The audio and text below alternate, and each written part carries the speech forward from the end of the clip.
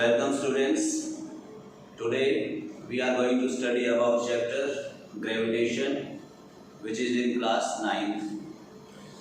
Gravitation start होने से पहले we should know what is a force.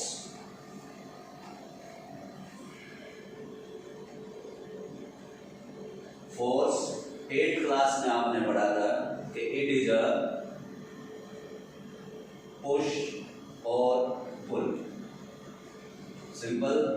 When you are pushing something or pulling something, and when something is pushed and when something is being pulled, it means force is there. We can never see force, but we can see the effects of force.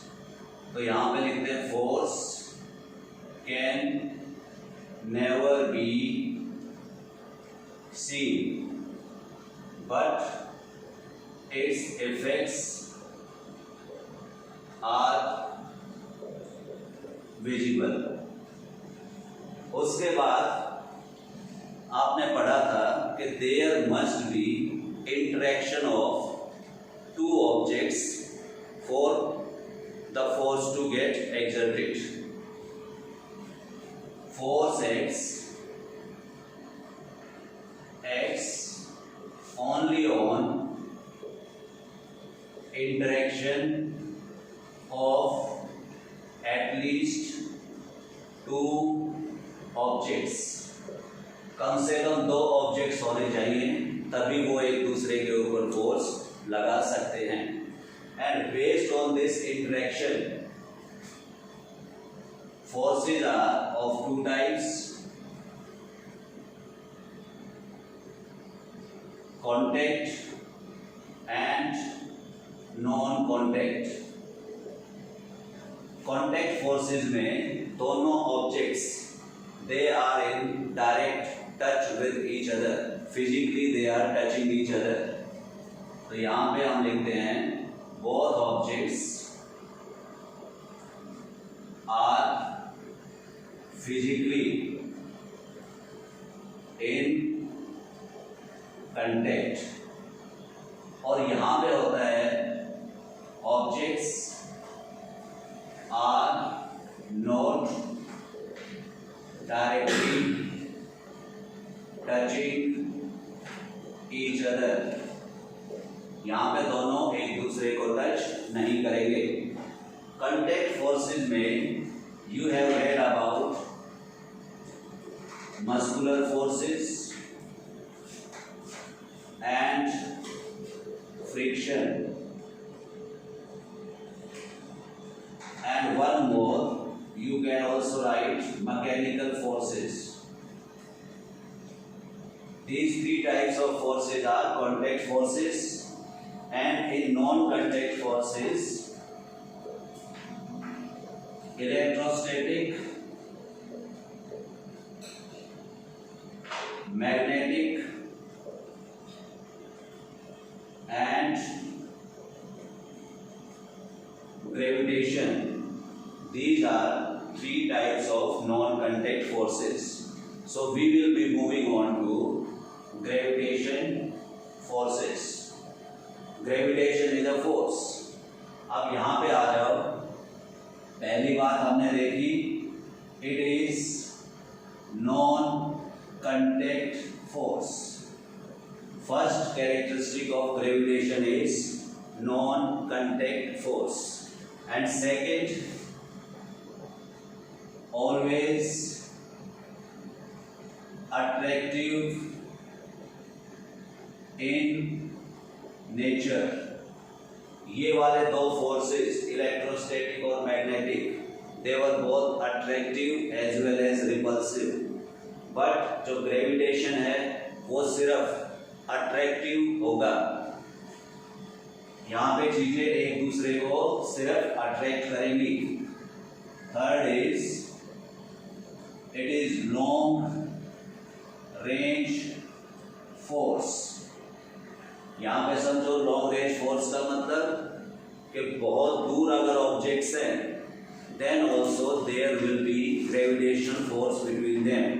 जैसे अर्थ और सन they are apart a long distance, but there is gravitational force between them, so it is long range force. After that, it is weakest force. weakest कैसे है? अगर कोई चीज जमीन पे पड़ी है तो that is lying due to gravitational force, but हम उसको उठा सकते हैं by applying muscular force. It means muscular force is stronger than gravitational force. Similarly, कोई मैग्नेटिक मटेरियल अगर जमीन पे पड़ा है और आप मैग्नेट को उसके पास लेके आते हैं, तो that magnet will pick up that magnetic material. It shows magnetic force is stronger than gravitational force. Similarly, force between charges.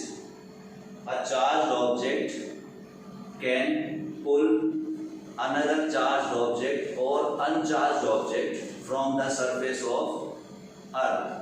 Hence, electrostatic force is stronger than gravitational force. So, gravitation force is the weakest force in nature and it is long range force. After that, it is centripetal in nature. Centripetal word का मतलब है center seeking, means its direction is towards the center. 8th class में आपने पढ़ा था अर्थ attracts everything towards its centre. इसका मतलब है अर्थ का जो ग्रेविटेशन है उसका डायरेक्शन है towards the centre of earth.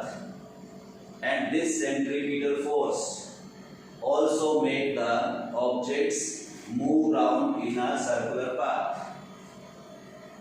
अगर आपका ये सर्कुलर पाथ है और यहाँ पे अर्थ है और ये क्या है? मून. तो मून को सर्कुलर पाथ में फ्लो करने के लिए अर्थ उसके ऊपर फोर्स लगाती है which is directed towards the center of earth. So it is centripetal in nature. उसके बाद है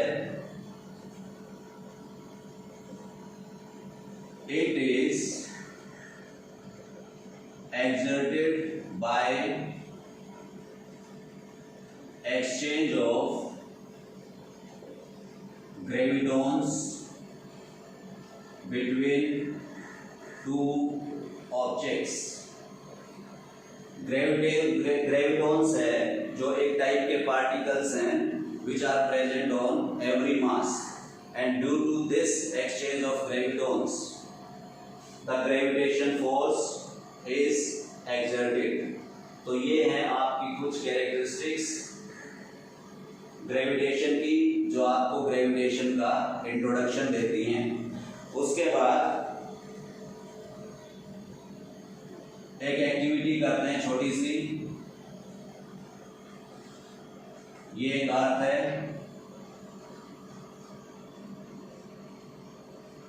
ये एप्पल है. न्यूटन ने सबसे पहले देखा था Apple fall towards the earth और उसको आइडिया आया था ग्रेविटेशन का. उसके बाद न्यूटन ने ही एक थर्ड लॉ ऑफ मोशन दिया था जिसमें कहा था कि every force has equal and opposite reaction. Every action has got equal and opposite reaction. और एक लॉ दिया था उसने second law of motion. Second law of motion जहां पे आपने पढ़ा था F is equal to ma. तो इन सब का यूज करके हम एक ऑब्जर्वेशन को एक्सप्लेन करते हैं. Apple is attracted towards earth. Apple is attracted towards earth and it falls towards Earth. ये सिंपल सा ऑब्जर्वेशन हमें सबको दिखाई देता है, but third law of motion tells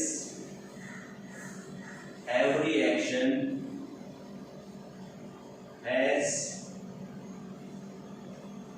equal and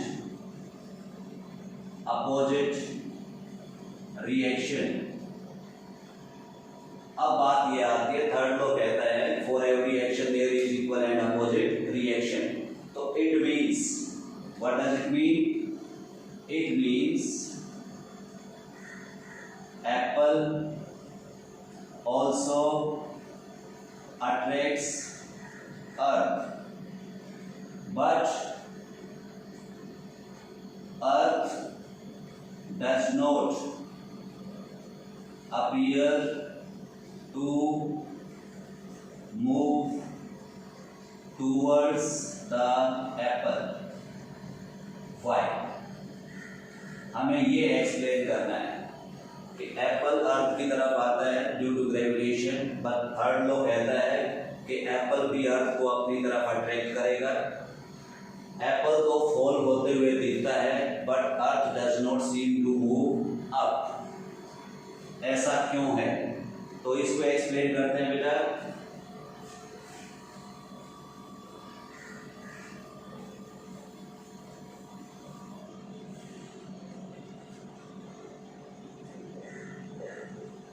Third law says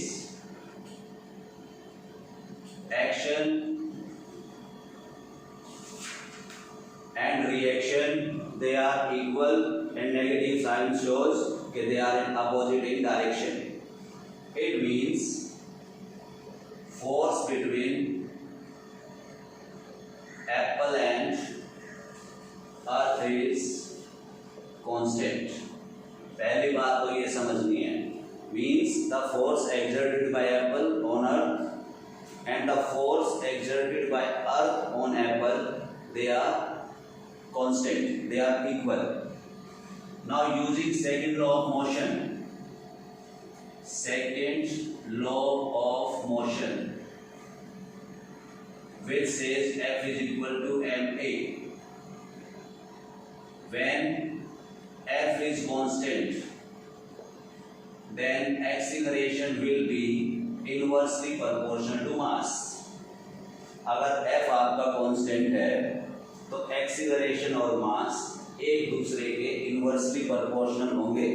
means if mass is more acceleration will be less, if mass is less acceleration will be more. After understanding this relation we can write mass of apple is very smaller than mass of earth। और इस relation के हिसाब से acceleration produced in apple will be very large than acceleration produced in earth।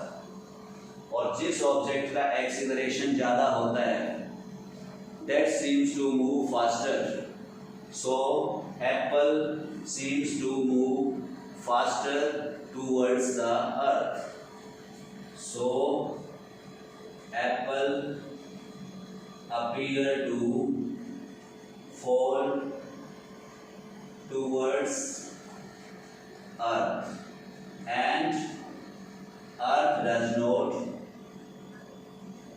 seem to rise towards apple। अब ये बात समझ में आ गई।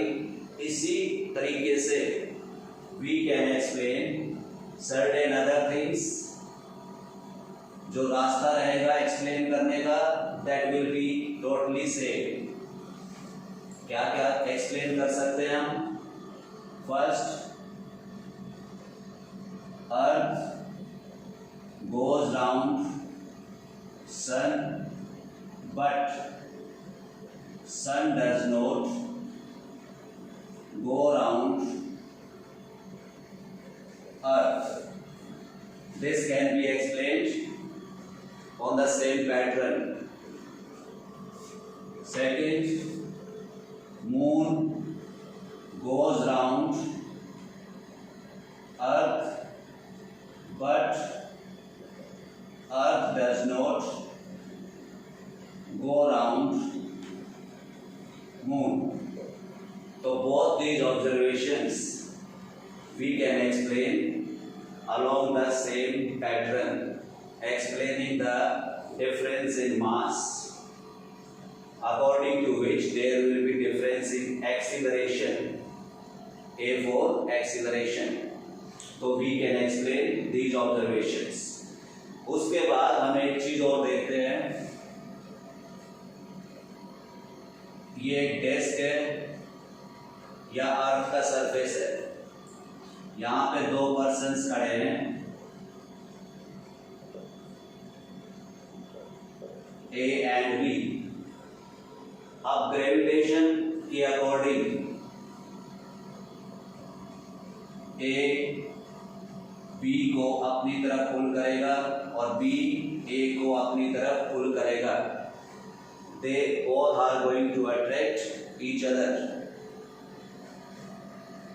Both A and B are going to attract each other, but they do not collide with each other. Why? दोनों एक दूसरे को अट्रैक्ट करते हैं, बट उनका आपस में कोलिजन नहीं होता है. They are strongly attached to their positions on earth. अब इसकी एक्सप्लेनेशन कैसे करेंगे? By using unbalanced forces. Unbalanced forces ये आपने पढ़े थे. अगर एक ऑब्जेक्ट है उस पे दो फोर्सेस लग रहे हैं in opposite direction or in different directions,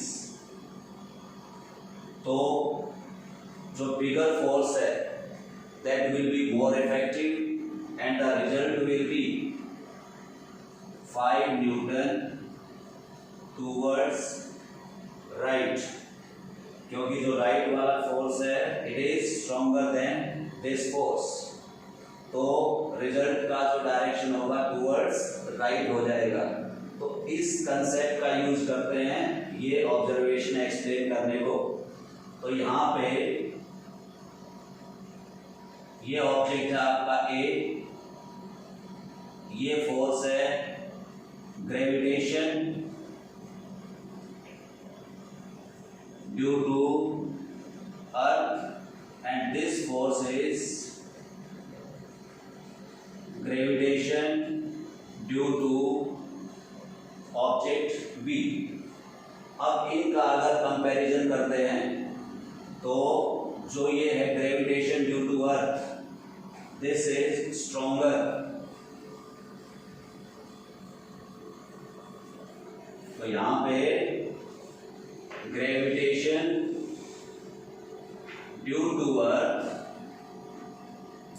is stronger than gravitation due to other boy B. So in which direction the boy A will be pulled? Towards the stronger force. So the boy A is pulled strongly towards earth, and similar occurs with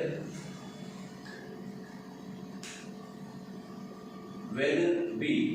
B के साथ भी ऐसा ही होता है कि वो जो force अर्थ का लगता है B के ऊपर, that is more as compared to the force exerted by A on B.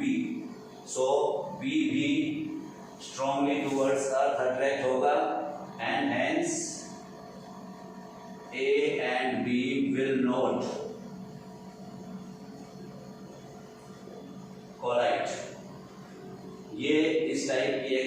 Observations हैं, they are also explained on unbalanced forces. उसके बाद हमने इतनी चीजें देख ली इसकी, कुछ ऑब्जर्वेशन एक्सप्लेन की। अब इसकी डेफिनेशन लिख देते हैं।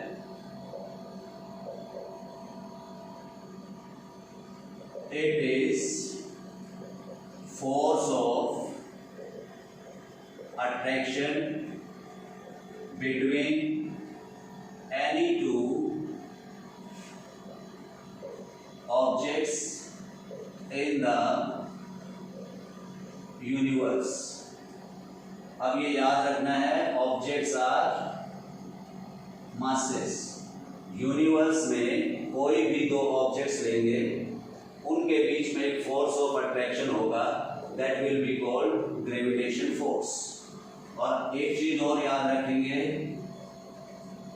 Every object in the universe will attract every other object in the universe। Every object and every other object means अगर हम एक ऑब्जेक्ट यहाँ पे ले लेते हैं A, और यहाँ पे ढेर सारी चीजें हैं उसके सराउंडिंग्स में, इन सारी चीजों को this object is going to attract and every other object will also attract this object। तो इस बात का यही मतलब है कि कोई भी ऑब्जेक्ट यूनिवर्स में हर दूसरे ऑब्जेक्ट पे फोर्स लगाता है ग्रेविटेशन का, जिसके कारण उसको वो क्या करता है, अट्रैक्ट करता है। और एक चीज और आती है, ग्रेविटी।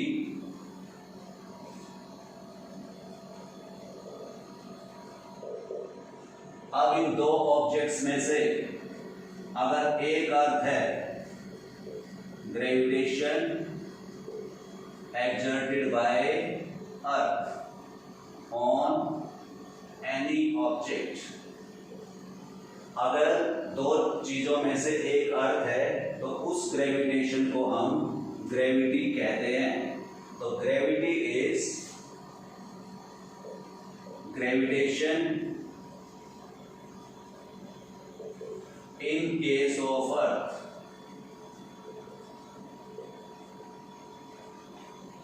और यही जो चीज है ग्रेविटी या ग्रेविटेशन, यही होता है वेट ऑफ ऑब्जेक्ट। तो वेट ऑफ ऑब्जेक्ट क्या होता है, a force with which any object is attracted towards earth, और यहां पे लिखते हैं towards center of earth, center of earth। दूसरा क्या सोच सकते हैं इसको, weight is gravitational force acting on an object due to earth। तो weight is basically gravitational force, ये आप याद रखेंगे। तो अभी क्या देखा आपने कि हर ऑब्जेक्ट यूनिवर्स में दूसरे ऑब्जेक्ट को अट्रैक्ट करता है। अगर उनमें से एक ऑब्जेक्ट अर्थ है तो उस ग्रेविटेशन को हम बोलते हैं gravity, and gravity is also weight of the object. किसी भी ऑब्जेक्ट पे कितना ग्रेविटी लगता है, that is equal to its weight. तो ये जो ग्रेविटेशन है, अभी आपने क्या देखा, it is a force. So unit of gravitation is equal to unit of weight is equal to unit of force, every force, and that is Newton, symbol is N। तो दुनिया में जितने भी फोर्सेस हैं सब का जो यूनिट है दैट इज न्यूटन। ये आपको याद रखना है। Moving on to next part. अब देखते हैं ये ग्रेविटेशन हमारे लिए हाउ इट इज इंपॉर्टेंट। तो लिखते हैं इंपॉर्टेंस ऑफ ग्रेविटेशन। पहली चीज, it is necessary for stability of universe. कैसे है सुनो। फर्स्ट चैप्टर में बताया था सेंट्रीपिटल फोर्स है that makes the things go round in circular path. और अगर वो फोर्स उस पे एक्ट होना बंद हो जाता है तो वो ऑब्जेक्ट अपने सर्कुलर पाथ को छोड़ के इट गोज स्ट्रेट टेंजेंशियली, और टेंजेंट होता है ऐसे सेंटर से 90 का एंगल बनाते हुए ये स्ट्रेट भाग जाएगी। तो अगर ग्रेविटेशन नहीं है तो यूनिवर्स में कोई भी ऑब्जेक्ट एक दूसरे के चारों ओर रिवॉल्व नहीं करेगा। Earth will not revolve around sun, moon will not revolve around Earth. तो यूनिवर्स की स्टेबिलिटी खत्म हो जाएगी। उसके बाद presence of everything on Earth. हर चीज जो अर्थ के ऊपर है वो क्यों है? Due to gravitation.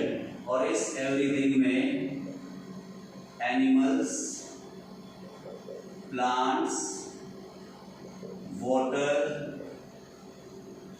एटमॉस्फेयर, ये सारी की सारी चीजें they are on the earth due to gravitation. उसके बाद अकरेंस ऑफ रेन और स्नोफॉल, बारिश होती है या बर्फ गिरती है धरती के सरफेस की तरफ, that is again due to gravitation of earth. Next is tides. आपने सुना होगा टाइड्स दो टाइप की हैं, solar and lunar. Solar due to sun and lunar due to moon. तो ये जो सन और मून है, when applying gravitation force, water in seas rise and fall. rise and fall होता है due to gravitation, resulting in, जब rise होता है तो हम बोलते हैं हाई टाइड और फॉल होता है तो it is low tide. High tide में जो पानी है that moves towards the land, land की तरफ आ जाएगा, और लो टाइड में that recedes back into the ocean. तो ये जो टाइड्स हैं they occur due to gravitation. तो अब आप समझ चुके होंगे कि gravitation is very very important. अब बेटा बात आती है कि किसी भी दो ऑब्जेक्ट्स के बीच में how much gravitation force is acting, and that measurement is done by universal law of gravitation which was given to us by Newton। तो यहां पे लिखते हैं Newton's universal law of gravitation. पहली बात तो why it is universal, because it is followed by every object in the universe। में हर object के ऊपर एप्लीकेबल है ये, that's why it is universal law of gravitation. और ये आपको क्या देता है, गिव्स मेजरमेंट या magnitude of gravitation between any two objects. और ऑब्जेक्ट्स में यहां पे लिख रहा हूं मैं मास। तो यूनिवर्स में कोई भी दो ऑब्जेक्ट्स हैं तो they must be having masses, और उन मासेस के बीच में कितना ग्रेविटेशन है that is calculated according to this law. अब इसको समझते हैं, इस लॉ को। उससे पहले एक चीज और आपको पढ़नी है, सेंटर ऑफ मास। जो सेंटर ऑफ मास है इसको कई बार सेंटर ऑफ ग्रेविटी भी बोल देते हैं। क्या है ये? It is a point, centre है तो it is a point on और इन द ऑब्जेक्ट। या तो वो उसके ऊपर हो सकता है या उसके अंदर हो सकता है। At which whole mass of the object appears to be concentrated। यहां पे appears है, whole mass of the object appears to be concentrated। वैसे हर जगह पे होता है मास ऑब्जेक्ट के, बट वो एक ऐसा पॉइंट है, ऐसा अपीयर होता है उस जगह पे कि सारा का सारा मास वहीं पे है। और उस पॉइंट को हम बैलेंसिंग पॉइंट भी बोलते हैं कई बार, बैलेंसिंग पॉइंट। अब कैसे होता है बैलेंसिंग पॉइंट? जैसे उस पॉइंट के चारों तरफ इक्वली मास डिस्ट्रीब्यूट होता है, और वहां पे अगर हम कोई सपोर्ट दे देते हैं तो वो क्या हो जाएगा, बैलेंस हो जाएगा। फॉर एग्जाम्पल एक स्फीयर है, फुटबॉल है, कई बार तुमने देख करा होगा, एक उंगली लगाते हो आप उसके सेंटर पे, उसको बैलेंस कर लेते हो बॉल को। तो ये जो उंगली है that is directed towards its centre. Circular plate होती है, प्लेट सर्कुलर उसके सेंटर पे रख के आप उसको रोटेट कर सकते हो लाइक दिस। तो वो क्या है, उसका बैलेंसिंग पॉइंट है। आपकी स्ट्रेट अगर ऑब्जेक्ट है तो आप इसके मिड पॉइंट पे कोई सपोर्ट देके इसको बैलेंस कर सकते हैं। तो this balancing point is centre of मास। तो ये मैं लिख देता हूं, सर्कुलर और स्फेरिकल ऑब्जेक्ट्स में जो सेंटर ऑफ मास है is their centre. Straight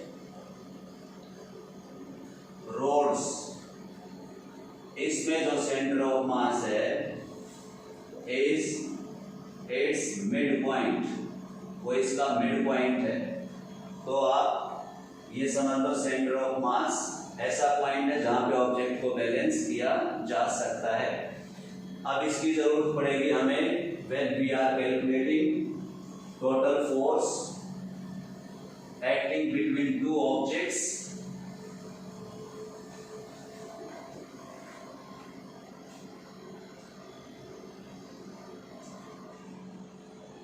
These are two masses, mass 1, mass 2, दो ऑब्जेक्ट्स हैं। इसके अलावा हम सबको इग्नोर कर देते हैं, क्योंकि हर लॉ को समझने के लिए to understand every law there must be some assumptions.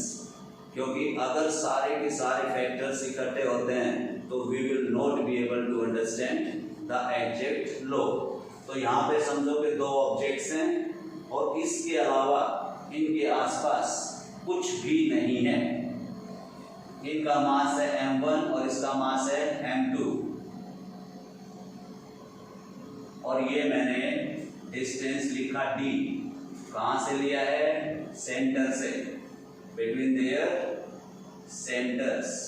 तो ये जो सेंटर है, these are centres of masses. तो ये डिस्टेंस कहाँ का है? Between their centres of masses. अब ये होने के बाद न्यूटन ने जो ऑब्जर्व किया वो दिया as Newton's universal law of gravitation, और इसकी डेफिनेशन बनी according to this law the gravitation between any two masses is directly proportional to the product of masses, directly proportional product masses। तो पहली स्टेटमेंट में, पहली लाइन में आता है कि gravitation is directly proportional to product of their masses, और second में and inversely proportional to square of distance between their centers of masses। तो इन दोनों लाइनों के हिसाब से we can write, पहली लाइन से हम ये लिख सकते हैं directly proportional to product of masses, if this product is more the force between them will be more। दूसरा लिख सकते हैं आप inversely proportional to square of distance between their centers of masses। ये याद रखना है, between their centers of masses। अब इन दोनों को अगर आप इकट्ठा कर देते हो तो you get expression like this। अब जो ये निशान है directly proportional का, it has to be removed, and for that a constant is to be provided। और यहाँ पे ये क्या बन जाएगा? F equal to capital G m1 m2 upon d square, और ये जो G है आपका, it is universal constant of gravitation, और यूनिवर्सल है, इसका मतलब इस G की वैल्यू भी पूरे यूनिवर्स में कांस्टेंट रहेगी, and this value is 6.67 into 10 raised to power minus 11 newton metre square per kg square. ये इसकी वैल्यू है, ये आपको याद रखनी पड़ती है। तो ये है exact mathematical expression for universal law of gravitation. इसके बाद हम इस G की डेफिनेशन करते हैं, G को डिफाइन करते हैं, और इसकी यूनिट जो इतनी लंबी लिखी है, we are finding this unit. तो नेक्स्ट लिखते हैं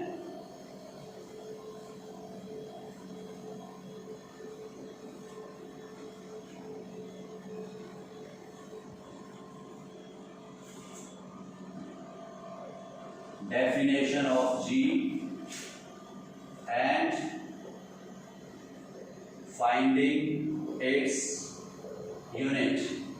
फाइंड इसलिए लिख रहा हूं मैं क्योंकि समटाइम्स क्वेश्चंस पूछे जाते हैं what is the unit of G। कई बार ये होता है कि find the unit of G, find करने में आपको पूरा प्रोसेस शो करना पड़ता है। तो देखो आप, ये हमारा एक फॉर्मूला था,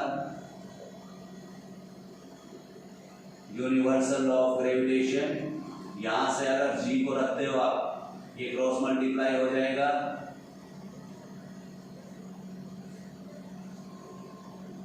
तो यहाँ से इसकी यूनिट बनती है, फोर्स का यूनिट है न्यूटन, डिस्टेंस का यूनिट है मीटर, स्क्वायर है तो स्क्वायर, मास केजी, सेकंड वाला मास भी केजी।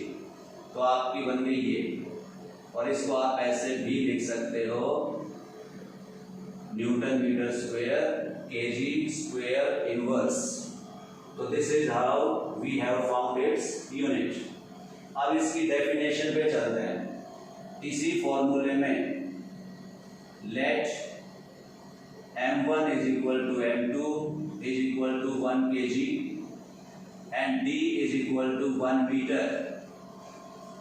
दो ऑब्जेक्ट्स हैं जिनके मासेज हैं 1 kg ईच, और distance between their centres of masses is 1 metre. ये वैल्यू अगर यहाँ पे पुट करते हैं हम, तो what will we get? G is equal to F। और यहाँ से आती है इसकी डेफिनेशन। तो क्या डेफिनेशन बनती है? G is the force of gravitation between any two objects of masses 1 kg each placed at a distance of 1 meter from each other। दो ऑब्जेक्ट्स हैं 1 kg 1 kg, और ये जो डिस्टेंस है between their centres of mass this is 1 metre. तो इनके बीच का जो फोर्स है that is equal to universal constant of gravitation. अब इसकी वैल्यू आती है फिर दोबारा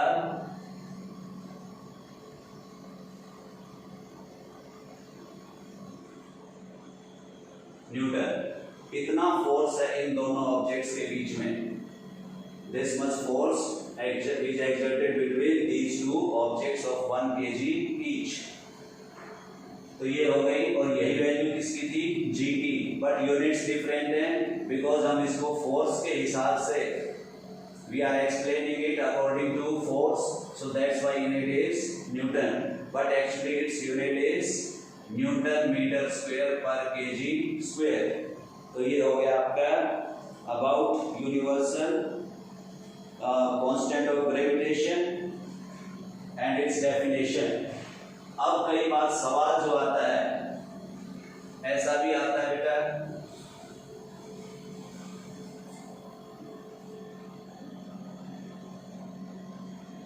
what happens to the force of gravitation between two objects if their masses are doubled and distance is reduced to half। तो distance को half कर दिया और मासेज को क्या कर दिया? डबल। तो फोर्स पे क्या फर्क पड़ेगा? तो इसको कैलकुलेशन के लिए हमें स्टार्ट करना है F is equal to G m1 m2 upon D square. ये आपका ओरिजिनल वैल्यू है। अब आफ्टर चेंजेस अब फोर्स बन जाएगा F डैश, और ये G m1 dash m2 dash D dash whole square. ये डैश लगाने से क्या हो गया? Change, new value. तो according to statement m1 dash is equal to, double किया है 2m1, m2 dash is 2m2 and d dash is d by 2। ये वैल्यूज बन गई है। इन वैल्यूज को पुट करें हम, तो what do we get? 2 2m1 2m2 upon d by 2 whole square. अब इसको आगे सॉल्व करना है आपको। 2 और 2 4 हो जाएंगे,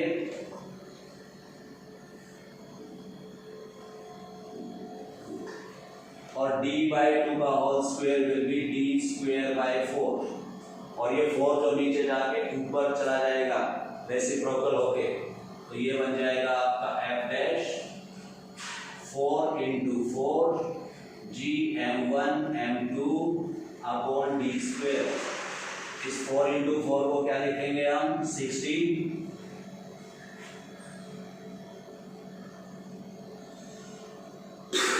और ये जो वैल्यू है आपकी, ये क्या थी ओरिजिनल f, तो ये f इसकी जगह सब्स्टिट्यूट करेंगे तो वी विल गेट 16f। तो इस केस में जो नया फोर्स है वो पुराने फोर्स का 16 टाइम्स हो जाएगा। तो ऐसे ही अलग अलग टाइप के न्यूमेरिकल्स हो सकते हैं जहाँ पे ये वैल्यूज डबल और हाफ वाले इसको चेंज करेंगे, बट आपका pattern for solving this should be same, right? Hope you have understood this. Thank you.